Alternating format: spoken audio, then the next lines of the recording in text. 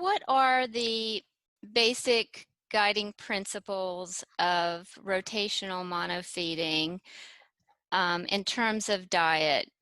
Incorporating more plant foods to mimic, the diet of wolves and to help reduce the fat and all of those things. Let's talk about each of those, each Right. of the components of what makes up this whole rotational monofeeding, not just diet, but philosophy Right. in terms of healthcare also. Right. Well, plant foods can make up anywhere from, you know, 50 to 80% of the diet or Mhm. less, maybe even 20%. You can feed your dog plant foods 1 or 2 days a week and then meat the rest of the days.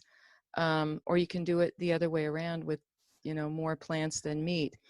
The thing that you have to do, you have to experiment a bit with your own dog. And there are some baseline protocols that I use, like, just if you're unsure, start with a 3-to-1. So you feed plant foods 3 days and then you have a meat meal and then you start the whole thing over again. And plant days consist of fruit if your dog will eat fruit. If your dog won't eat fruit, you might want to fast for a day to clean out the system and make it more. You sort of just have to replicate that prey scarcity situation that forces dogs, you know, by their biological instincts to eat secondary foods in the wild. The aim is really, because these products that come from the animal agriculture industry are so fatty and so full of stored waste from the foods that those animals were fed, that's really what we have to guard against. And that's what we have to minimize. And feeding plant foods on these, few days of the week will do that. And fasting will do the same. What I discovered is that people didn't want to do that. They don't want to feed their dog every other day. They want to feed their dog every day. This is a habit that people are just not willing to give up. Hmm. And understandably, there's a stigma that if you don't feed your dog every day, that there's, that you're being Yeah. neglectful. So anyway, go ahead. Anyway, that's why I started introducing plant meals instead of just Yeah. saying, hey, feed your dog every other day, feed your dog every third day. You mentioned something really quickly, but I think it's important to emphasize it, and that is that most people don't realize that toxins are stored in fat, and in the fat of the animals that we eat, in our own fat. Um, and so that's really an important reason for trying or attempting to reduce the amount of fat, because we don't want to not only create toxins, but we don't want to be ingesting them either. Right, and that's what obesity is about. And the animal food producers have discovered that a long time ago. All they have to do is feed the equivalent of McDonald's and, fast food, and worse than that. I mean, far worse than that. Um, to their animals, and their animals will get obese. They have to just feed those crappy foods to their animals. They have to make sure their animals don't move very much. Mm-hmm. And that's a recipe for obesity. Yeah. And when our animals eat those foods, that they become obese as well. Yeah. And it's the waste. It gets introduced to the whole chain, the whole stream, by the animal food producer in the first place. And it's accepted. It doesn't get talked about very much.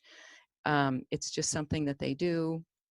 But it's very damaging. It's very damaging to those animals that they're raising. Those animals Mm-hmm. they're raising are diseased, so they have to be drugged so that they don't die. And they're kept on, some, semblance of life with drugs and injections and whatnot. All of that stuff is stored in the fat cells.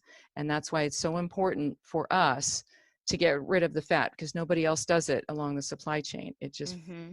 comes all the way down to us. Yeah. I think by now most people realize, kibble, no matter how top of the line or whatever it is nowhere near an appropriate dog for foods, but there might, appropriate Dogs. food for dogs. Mm-hmm. But there might be people out there who are feeding PMR, and we'll discuss what that is, or BARF, which are raw food meals.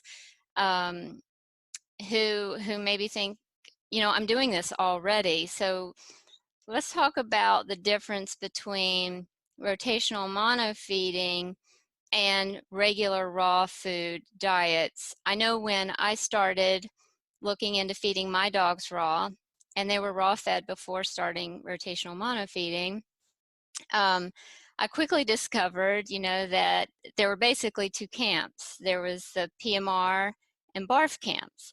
And PMR, for those who don't know, stands for Prey Model Raw, which is a modified method of whole prey feeding that kind of mimics the ratio of muscle, meat, bone, and organs found in whole small prey. And then there's BARF, which stands for biologically appropriate raw food. And the BARF model, it's more popular of the two, and it includes fruits, veggies, seeds, and nuts.